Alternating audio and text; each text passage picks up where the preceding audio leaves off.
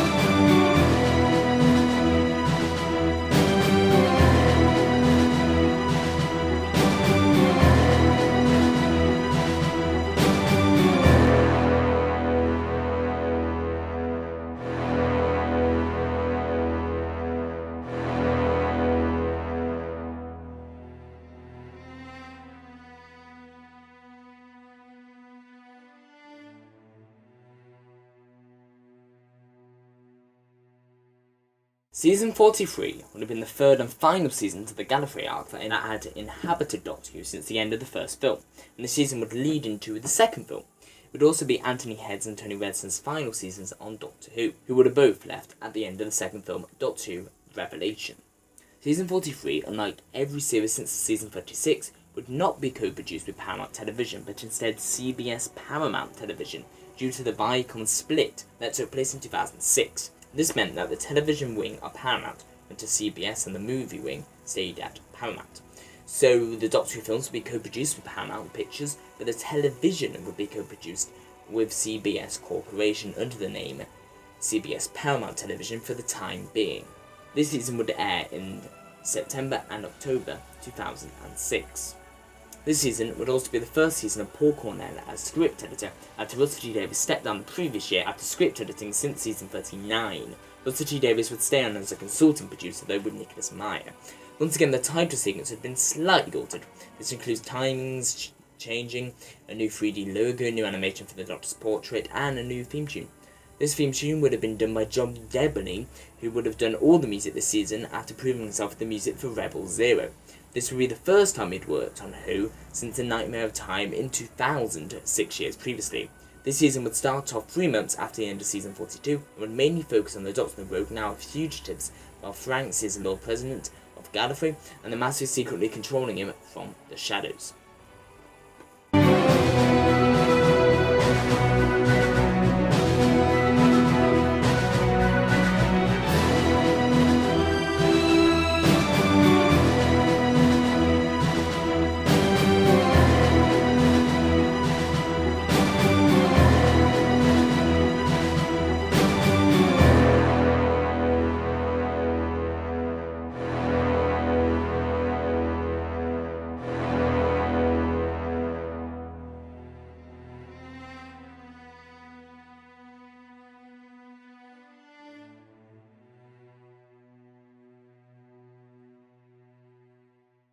Today is the day Franks is to be inaugurated as Lord President of Gallifrey, but things couldn't go more wrong for him, as today is also the day that the Doctor and the Rogue, the former leaders of Gallifrey, escaped from their prison and decided to cause havoc and try and tear down everything Lord President Franks has achieved.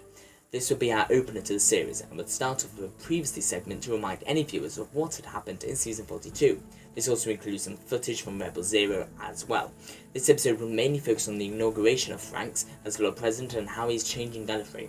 We'd also see the Doctor and Rogue escape their imprisonment and attempt to reveal the truth and disrupt the inauguration. However, this fails and they nearly captured again, but the Doctor and the Rogue manage to steal Gallifrey's shuttle and escape off-world. We also see Leela escape from the Citadel after she works out what has happened, and she makes it to the Outsiders village, where she works to support them in this turbulent time. Ace is also working with Franks and the Master, but she's more on edge, and she doesn't really trust them and isn't too sure. Rani is still leader of the opposition, but she's found it frustrating that after the imprisonment of the Doctor and Rogue, she wasn't made president, and instead Franks was.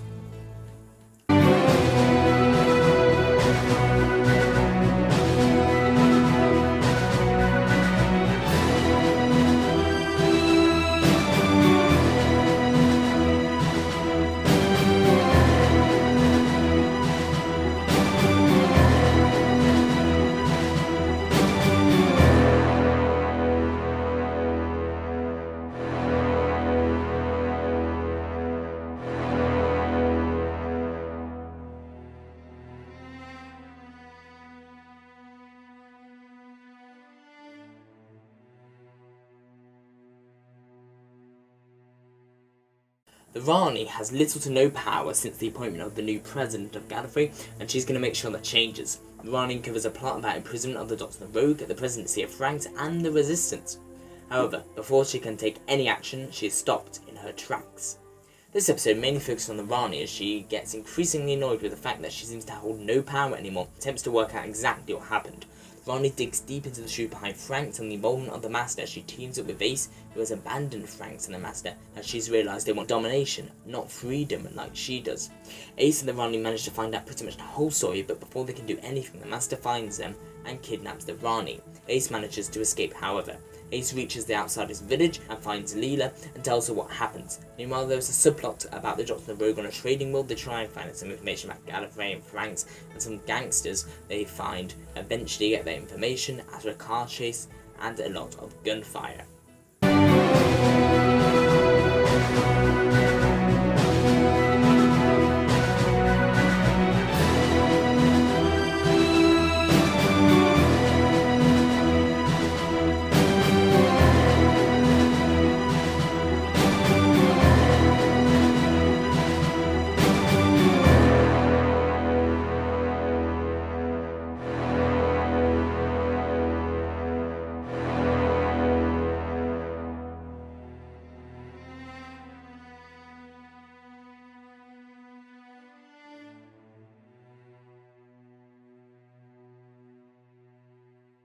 The Rani wakes up to find herself tied up and facing the Master behind his desk, glaring at her.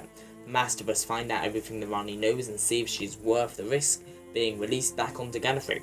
However, a lot of unanswered questions must be dealt with, and the Rani and the Master's relationship is a lot deeper than expected. This episode would very much be a two-hander between the Master and the Rani. We focus mainly on the Master's interrogation of the Rani and him trying to break her, while the Rani manipulates him further into finding out more about how he gained autonomy of the Gallifrey. There's a desperate struggle between these two forces, and it nearly crushes the Rani as a character. Meanwhile, we do focus on the Doctor and the Rogue on a desolated Eye of Orion which has been destroyed by the Master. They eventually find the Master's TARDIS and break in, where they find the Master and the Rani and rescue her. Once they're off planet, they drop the Rani off so she can make her way back to Gallifrey and regroup with Ace.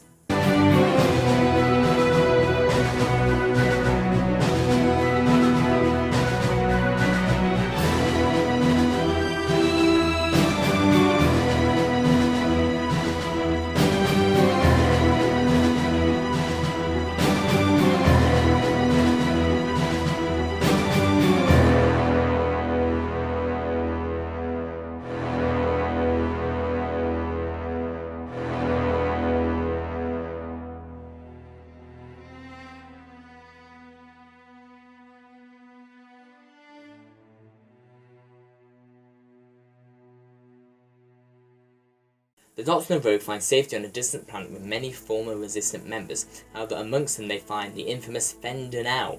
After the Rogue violently attacks Fendenau, he walks up into the mountains, but the Doctor and Rogue follow him there, and where they find something they certainly were not expecting. This episode almost exclusively focuses on the Doctor and the Rogue, and is the most standalone of all the episodes in this season. This episode sees the return of the Daleks, that's seen in Season 38's Eternity of the Daleks 5 years earlier. The inclusion of the Daleks would have been kept a surprise right up until broadcast and shocked audiences in a way that they haven't been shocked since the Cybermen's return in Earthshock. Plot focuses around Fendenau, who seems to have found a faction of Daleks who are good and want to help him, and the Beloshians get vengeance for what has happened to their race. The Doctor and the Rogue try and persuade them not to trust the Daleks on Fendenau, as he was the one who killed the Beloshians. In the end, the Beloshians turn against Fendenau and escape on both the Dalek ship and the Doctor and the Rogue stolen ship. which leaves the feral Sentinel alone with the Daleks.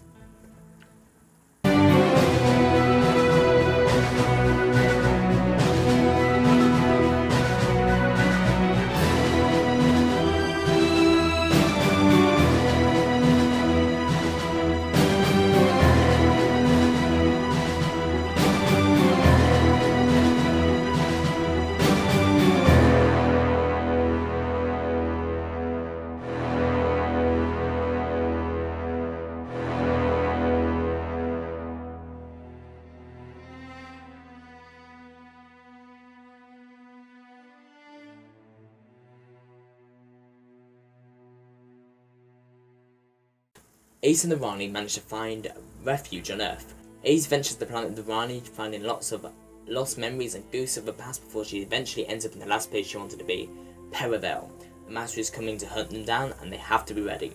This episode mainly focuses on Ace and is her final appearance on the show, and she chooses to stay in Perivel and finally get on with her life after taking the very long scenic route for such a long time. We see her and the Rani unite to expose the Master. As they end up on Earth, the Master chases them through different periods of history and places until she reaches Perivel, where the past comes back to haunt her.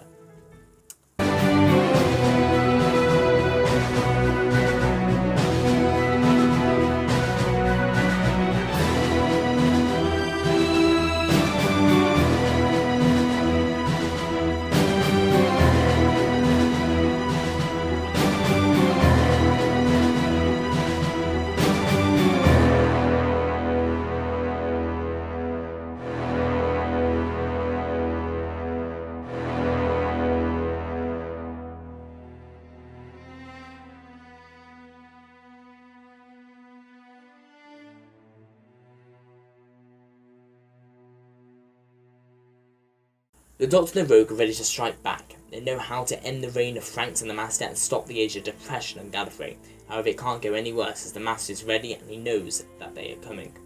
This episode shows the Doctor and the Rogue finally ready to end the Master and Franks' time polluting Gallifrey. However, the Master is ready for them and throws Gallifrey back into quarantine. The Doctor and the Rogue manage to find their way onto Gallifrey and disguise themselves as guards. They make it into Franks' office, where they find the Master waiting for them. The Master talks to them about how worthless they both are, and then puts a sword straight through the Rogue. The Doctor attempts to apprehend the Master, but knows he will have to kill him himself. The Doctor tries, but fails. The Master pushes him over, and they're a really violent fight, just imagine. Then an orange glow appears behind the Master as he strangles the Doctor, and the Rogue stabs the Master right in the back. The Rogue now regenerated into the form of Timothy Dalton. The Doctor and the Rogue manage to escape the Citadel, leaving the Master to die. Franks enters his office and finds the Master on the floor with a knife in his back. The Master then forces Franks to give him his remaining regeneration energy to save his life.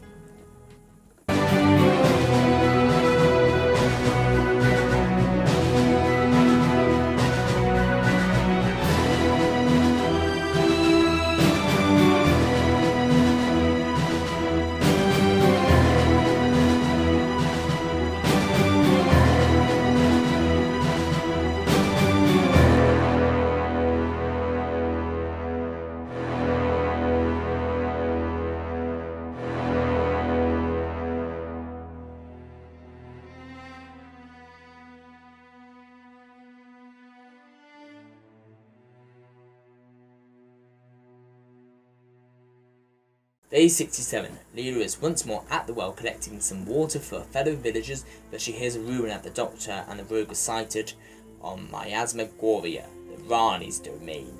Leela sets off on a voyage to find them, but is she all that welcome?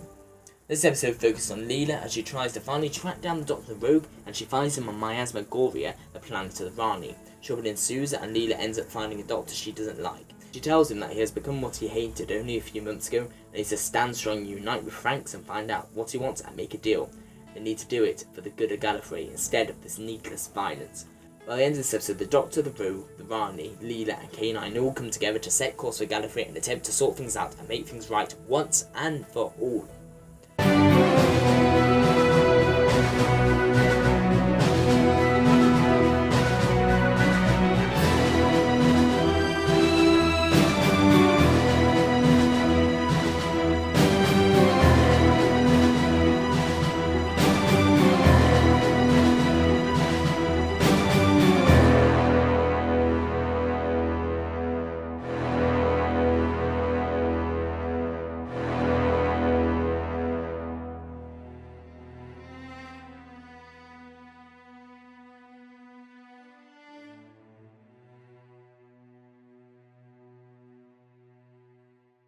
With the Doctor, the Rogue, the Rani, Leela and K9 all ready to end the time of Franks as they voyage to Khan, a planet in Gallifrey's system, where they are to meet Ohelia, the leader of the Sisterhood of Khan.